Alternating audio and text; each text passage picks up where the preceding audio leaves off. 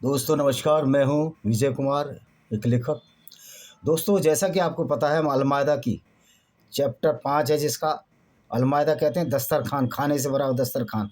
कि मोहम्मद साहब जो खाना खाते थे वो भी काफ़िले लूट-लूट कर लाते थे। उसका खाना बनता था, लोगों को कत्ल किया जाता था। ये मोहम्मद की ज़िंदगी थी।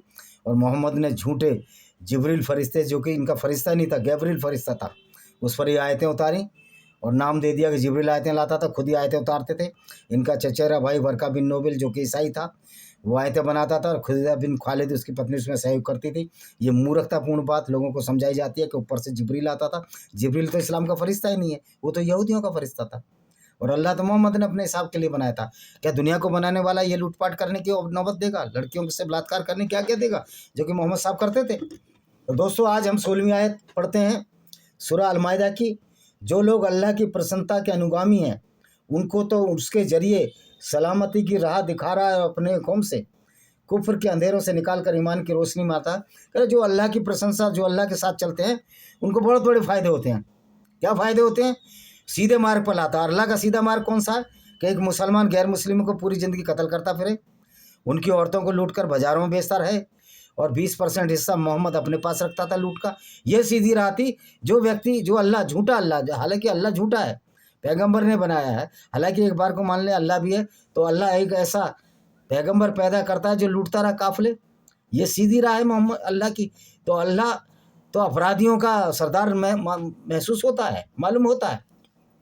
17वां, जो लोग अनुसरण करते हैं कि मरियम के बेटे मसीह अल्लाह है। देखिए, मरियम नाम की कोई चीज़ नहीं हुई, मैरियम, वर्जिन मैरी हुई है।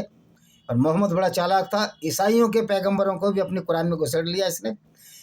मैरी को मरियम बना दिया, और मसीह जो कि जीसस क्राइस्ट था उसको मसीह बना दिया, बोल दिया ये भी कुरान हमारा पार्ट है, जबकि ऐसा नहीं है। ये मोहम्मद सिर्फ इसलिए दिखाने के लिए करता था कि इस्लाम शुरू से ही है। जब इस्लाम शुरू से ही है, ईसाइयों से भी पुराना है, तो मोहम्मद पहला मुसलमान क्यों था? और उसकी पत्नी 610 में दूसरी मुस्लिम औरत क्यों थी? ये झूठ और फ्रॉड की किताब है। वह जरूर कि जो अल्लाह मसीह को अल्लाह मानते हैं, कोई मसीह जीसस को अल्लाह नहीं मानता, वो तो सन ऑफ गॉड मानते हैं ईसाई। मोहम्मद को पता ही नहीं था, मोहम्मद ने बाइबल भी मुझे लगता है ढंग से नहीं पढ़ी, क्योंकि पढ़ा लिखा था ही नहीं। वह जरूर काफिर हो गए, यानी वो काफिर हो गए, यानी गैर मुस्लिम हो गए। ए रसूल, उनसे पूछो भला, अगर अल्लाह मरियम के बेटे मसीह और उसकी माँ को, जितने लोग जमीन में सबको मार डालना चाहे, तो किस में शक्ति है उसे रोक दे? कह रहा अगर अल्लाह चाहे तो सबको मार देगा। लेकिन अल्लाह के बंदों ने, मुसलमानों ने कोशिश तो की ईसाइयों को मारने की, स्पेन पर जब चढ़ाई की, लेकिन अल्लाह के बंदों की मार मार चूतड़ सुखा दिए स्पेन के राजा फर्डिनेंड द्वितीय ने, और मूर को मार भगाए। अल्लाह की जो नकली फौज थी, गुंडों की फौज, उनको अल्लाह की औकात ही नहीं हो किसी को मार डालना चाहे। अल्लाह इतना कमज़ोर नालायक है ये अल्लाह, कि ये मारने के लिए भी मुसलमानों को उकसाता है कि जाओ काफिरों को कत्ल करो। तो ये अल्लाह नाम की कोई चीज़ नहीं थी, मोहम्मद था ये खुद। और सारे और ज़मीन जो कुछ उनके बीच है, अल्लाह की कोई संतुलन नहीं है। अल्लाह को तो खुद मोहम्मद ने पैदा किया था।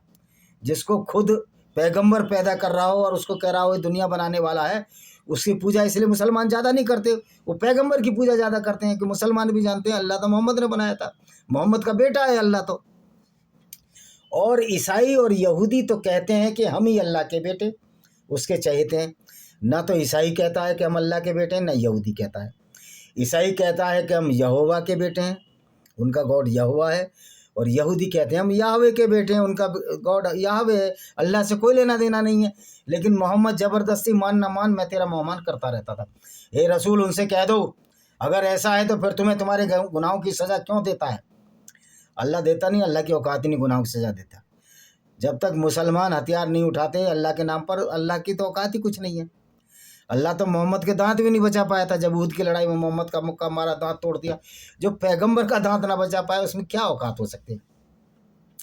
बात यह नहीं है, बल्कि तुम भी उनसे पैदा करे प्राणी, हमें कोई अल्लाह वल्लाह ने पैदा नहीं किया, अल्लाह को मोहम्मद ने पैदा किया। और ऐसा अल्लाह जो अपने मुसलमानों को धोखे में रखकर उनको बलात्कारी कातिल बनाता हो, कि कुरान की आयत अल्लाह ही बेचता है ना, और मोहम्मद को लूट का 20% हिस्सा देता हो, ऐसे अल्लाह पर हम लानत बेचते हैं। ऐसे अल्लाह हमारी जूती के नीचे।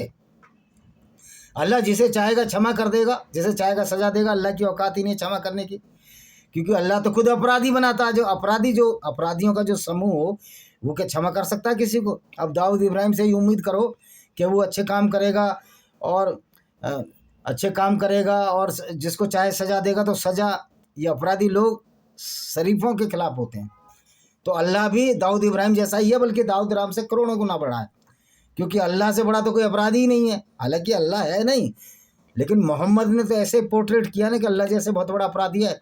और मोहम्मद को पूरी छूट दी अल्लाह ने, काफिले लूटने, औरतों को बाजार में बेचने, छोटी बच्चियों से बलात्कार करने के क्या क्या कुकर्म अल्लाह के नाम पर नहीं हुए। हे अहले किताब यानी कुरान, तुम्हारे पास रसूलों के आने का क्रम बंद होने के पश्चात हमारा रसूल तुम्हारे पास आया। अब मोहम्मद ने क्या चालाकी करी, बोल दिया कि सेल्फ डिक्लेयर कि मैं ही आखिरी रसूल हूँ अल्लाह का, उसके बाद कोई नहीं आएगा। क्योंकि अगर कोई आता फिर मोहम्मद की पोल खुलती। तो असली रसूल तो हम हैं, अल्लाह के नहीं। अल्लाह को तो मानते नहीं। दुनिया को बनाने वाले के हम बता रहे हैं मोहम्मद लुटेरा था, मोहम्मद कातिल था, मोहम्मद पीडोफाइल था, मोहम्मद मेंटली रिटार्ड था, नार्सिसिस्ट था। अगर वह तुम्हारे सत्य को उजागर करे तो सत्य को उजागर तो हम कर रहे हैं। वो क्या कर रहा है रसूल? तुम्हारा अल्लाह क्या सत्य उजागर? हम सत्य का उजागर कर रहे हैं कि मोहम्मद काफिले लूटते थे और 20% उस में लेते थे। तुम्हारी आयतों में है, ताकि तुम कहीं न बैठो हमारे पास तो न कोई खुशखबरी वाला देना बड़ा न डराने वाला। तो अल्लाह ने जो पैगंबर भेजा वो ऐसा पैगंबर भेजा जो गैर मुस्लिमों को कत्ल करता था, डराने वाला।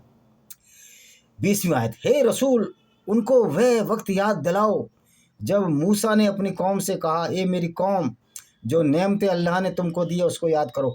पहली बात तो मोहम्मद में यही चालाकी थी। जो मूसा है वो मोजेज़ है यहूदियों का, लेकिन मोहम्मद ने कुरान में सब घुसेड़ लिए दिखाने के लिए कि मैं आखिरी पैगंबर हूँ। ये भी पैगंबर थे, ये कड़ी जोड़ने के लिए, लोगों को बेवकूफ़ बनाने के लिए। लेकिन यहूदी इस बात को अच्छी तरह समझते हैं, इसलिए यहूदियों को गाली देता था, उनको लूटता था, उनके औरतों के साथ मोहम्मद बलात्कार कराता था। मोहम्मद का फ्रस्ट्रेशन का कारण ये है। अब अगली पढ़ लेते हैं, 21वीं आयत क्या कहती है, 40 तक जाएंगे आज हम।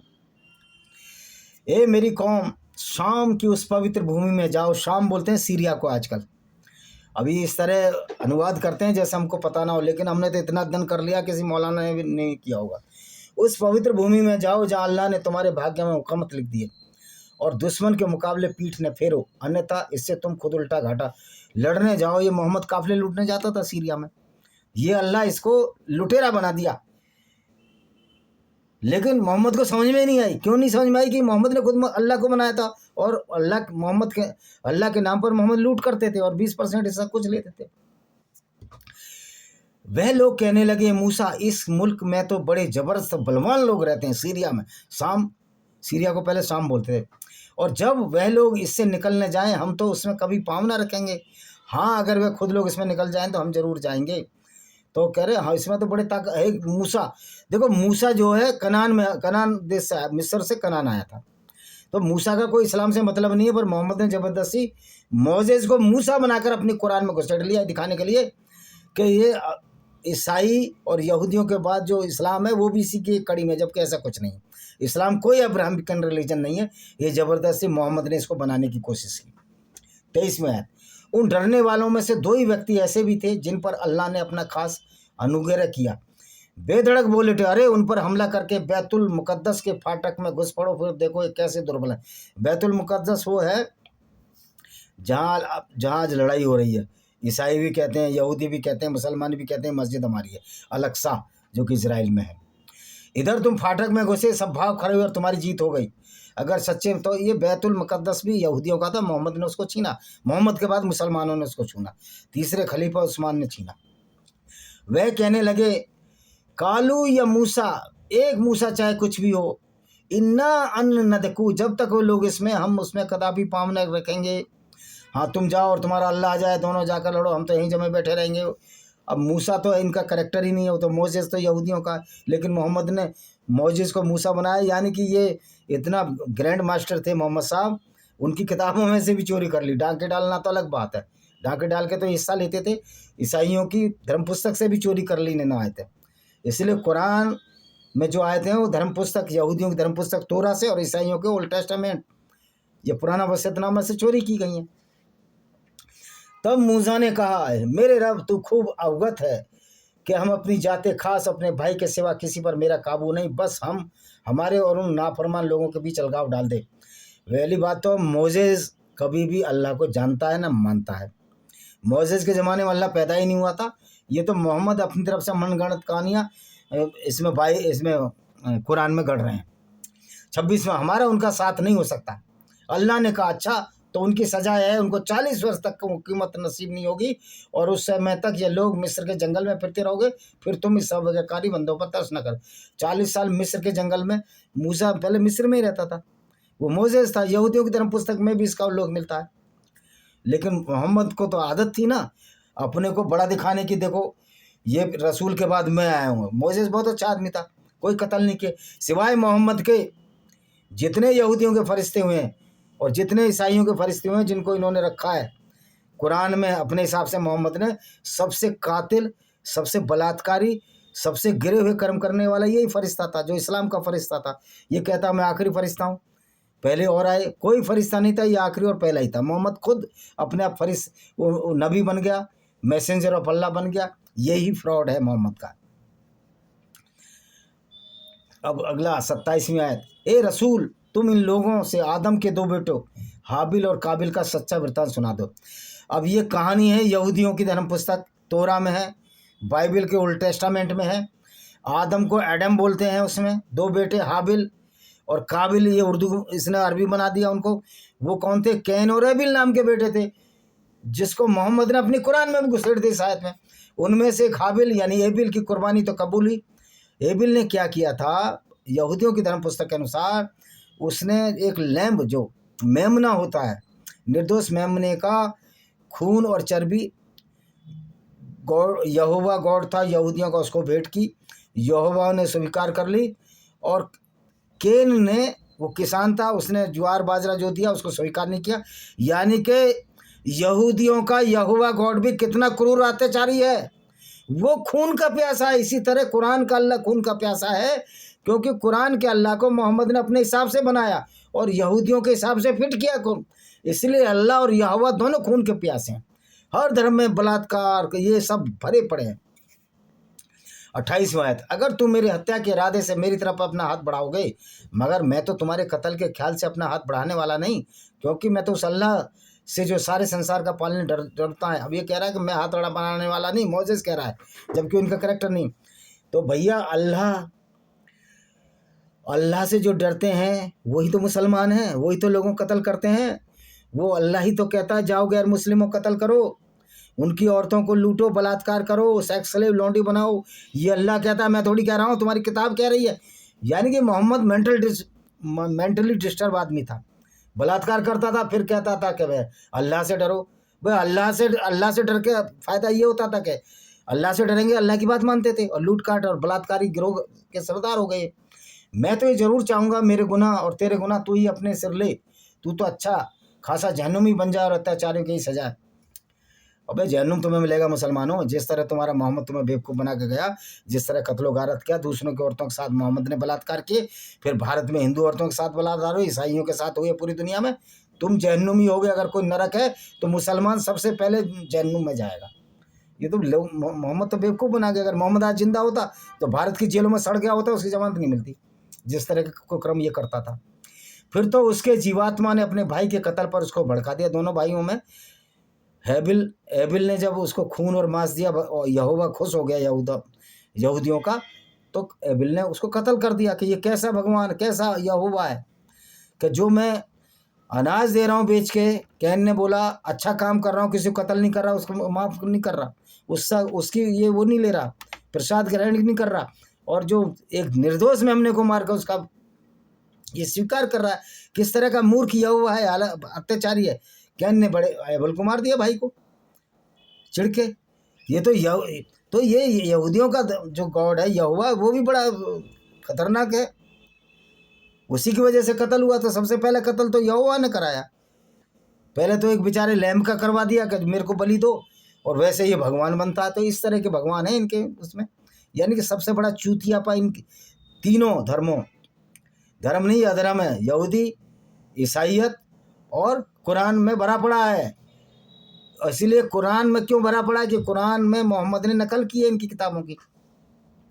अब क्या हुआ, उसके लास्ट उसको मार दिया, वही कहानी बता रहा है। एबिल मार दिया कैन ने, जिसको ये हाबिल और काबिल बोल रहे हैं मोहम्मद अपनी किताबों में उसका अरबीकरण करके। वो कहानी तो कुरान की है ही नहीं, वो तो यहूदियों की धर्म पुस्तक। फिर क्या हुआ, तब उसे फिक्र हुई लाश को क्या करें, तो अल्लाह ने एक कौवे को भेजा। अल्लाह ने नहीं भेजा, यहूदियों की धर्म के विस्तार के अनुसार यहोवा या याहवे ने कौवे को भेजा, जमीन कुरेदने लगा ताकि उसे दिखा दे कि अपने भाई की लाश कैसे छिपानी चाहिए। अब कौवा बता रहा है उसको कि लाश वो चौंच से गड्ढा खोद रहा है।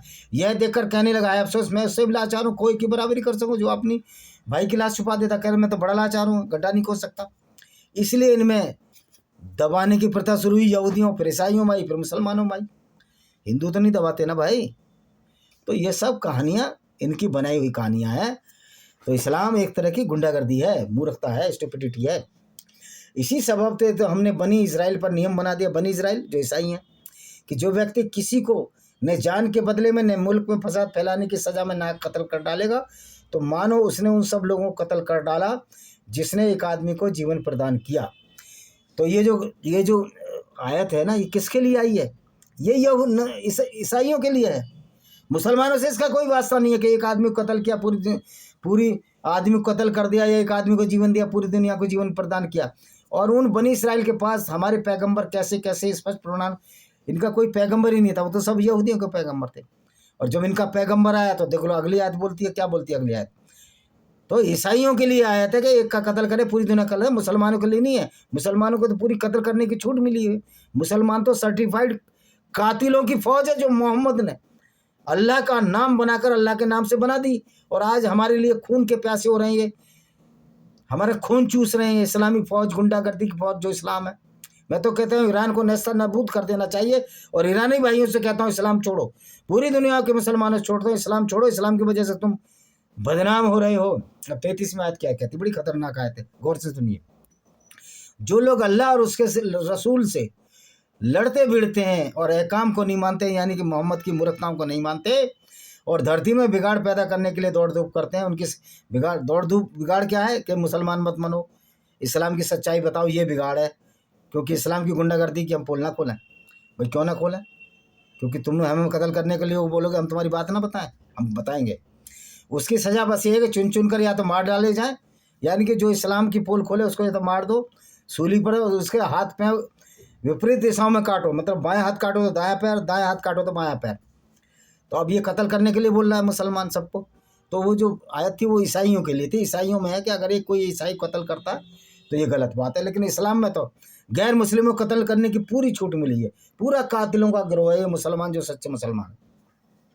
मगर हाँ, जिन लोगों ने इससे पहले तुम इन पर काबू पाओ, तौबा कर ली तो अच्छा है, तौबा कर ली अच्छा है, यानी मुसलमान बन जाओ तो अच्छा है। क्योंकि समझ लो अल्लाह बड़ा क्षमाशील दयावान, ना तो अल्लाह क्षमाशील है ना दयावान है। अगर अल्लाह क्षमाशील है तो गैर मुस्लिमों को कत्ल करने की बात क्यों करवाता है मुसलमानों से? हे ईमानदारों, अल्लाह से डरते रहो, उसका सामीप्य प्राप्त करो और उसकी राह में जी तोड़ संघर्ष करो। और राह में जी तोड़ संघर्ष क्या करना है कि लौंडियाँ लूटो दूसरों की, क्योंकि यही अल्लाह का वो है, आइडियोलॉजी है, दूसरों का धन लूटो। मोहम्मद ने सारी यही काम किया, तो अल्लाह का एक ही काम है मोहम्मद के लिए औरतों का इंतजाम करवाना, नहीं क्या, और अल्लाह ये आदेश देना इनके साथ बलात्कार करो। मुसलमान ही बलात्कार करते थे और आज तक करते आए हैं, भारतीय हिंदू औरतों के साथ तो अभी भी कर लेते हैं, क्योंकि इस्लाम गैर मुस्लिम की औरतों के साथ बलात्कार की इजाज़त देता है। तो इस्लाम गुंडागर्दी नहीं है क्या? सर्टिफाइड गुंडागर्दी है, इसमें शक नहीं। जिन लोगों ने इनकार किया, अगर उनके पास ज़मीन में जो कुछ है, यानी जो मुसलमान नहीं बन चाहते, वह सब उतना ही उनके साथ है। क़यामत के दिन क्या करे, इतना ही है, यहीं यूज करेंगे, बाद में नहीं। क़यामत के बाद उनको बड़ी सज़ा होगी, कोई घंटा क़यामत नहीं होने वाली। जो अच्छा काम करेगा वो चैन की नींद सोएगा, और जो मुसलमान है वो जेल में पड़े हैं। इसलिए सबसे बड़ा दोषी अगर मुसलमानों को जेल में डालने वाला है तो मोहम्मद और मोहम्मद की विचारधारा है। मोहम्मद मुसलमानों का सबसे बड़ा दुश्मन है, ये मोहम्मद नहीं समझते, ये हमारे मुसलमान भाई नहीं समझते। जिस दिन मुसलमान भाई समझ जाएंगे, इंसान बन जाएंगे। क्योंकि सच्चा मुसलमान इंसान हो ही नहीं सकता, वो तो हैवान है, हैवानियत से भरा हुआ आदमी है। वह लोग जो चाहेंगे किसी तरह जहन्नुम की आग से निकल भागें, मगर वहाँ तो निकल ही नहीं सकते। उनके लिए तो अभी मोहम्मद और उल्लू की लकड़ी पकड़ा दी। कह रहे जो मुसलमान नहीं है वो जहन्नुम की आग में जलेंगे। भाई जहन्नुम की आग में जलेगा, मोहम्मद जलेगा। इसीलिए तो दबाने की प्रथा, तुम तो आग से वैसे ही डरते हो, आग से फटती है तुम्हारी। और चोर चाहे मर्द हो या औरत, उसके करतूत की सज़ा में उसका दाहिना हाथ काट लो। अगर आप चोरी करते हो तो उसका दाहिना हाथ काटो। ये देखो कितना बड़ा विवेक है। लेकिन अगर गैर मुस्लिम औरत के साथ बलात्कार कर रहे हो, उसकी कोई सज़ा नहीं है। मोहम्मद डांके डाला करता था, काफिले लूटता था, 20% हिस्सा लेता था, उसकी कोई सज़ा नहीं है। तो इस्लाम एक मूर्खता की निशानी है, स्टुपिडिटी है नहीं है। हाँ, जो गुनाह के बाद तौबा कर ले, यानी कत्ल करने के बाद जो तौबा कर ले, अल्लाह उसके चाल चलन दुरुस्त कर ले, तो भाई तुम्हारा चाल चलन दुरुस्त हो नहीं सकता किसी मुसलमान का, क्योंकि पूरी ज़िंदगी तुम्हें इस्लाम फैलाना है, लोगों को कत्ल करना है, उनकी औरतों को लूट कर उनके साथ तहरीर सामूहिक बलात्कार करना है। तो तुम जो है तुम्हारा चाल चलन दुरुस्त हो ही नहीं सकता। तुम सच्चा मुसलमान कभी भी अच्छा इंसान बन ही नहीं सकता। ये मेरा दावा है। आप कोर्ट में जाओ, कहीं जाओ, मैं साबित कर दूंगा। आखिरी आयत आज की इस चैप्टर की, हे शख्स क्या तू नहीं जानता, सारे आसमान ज़मीन खास अल्लाह की हुक्म, अल्लाह की कोई हुकूमत नहीं है। अल्लाह नल्ला है, नल एंड वाइड है, अल्लाह की औकात नहीं है। इसी के साथ ना अल्लाह की ये सामर्थ्य है किसी को माफ़ कर दे, अल्लाह को कोई सामर्थ्य नहीं है। अल्लाह मोहम्मद का दांत नहीं बता पाए, क्योंकि अल्लाह को खुद मोहम्मद ने बनाया। अल्लाह तो कठपुतली, अल्लाह नाम की कोई चीज़ इस दुनिया में है ही नहीं। इसी के साथ हम इस वीडियो को विराम देते हैं। वंदे मातरम, जय हिंद। आपका दिन शुभ हो।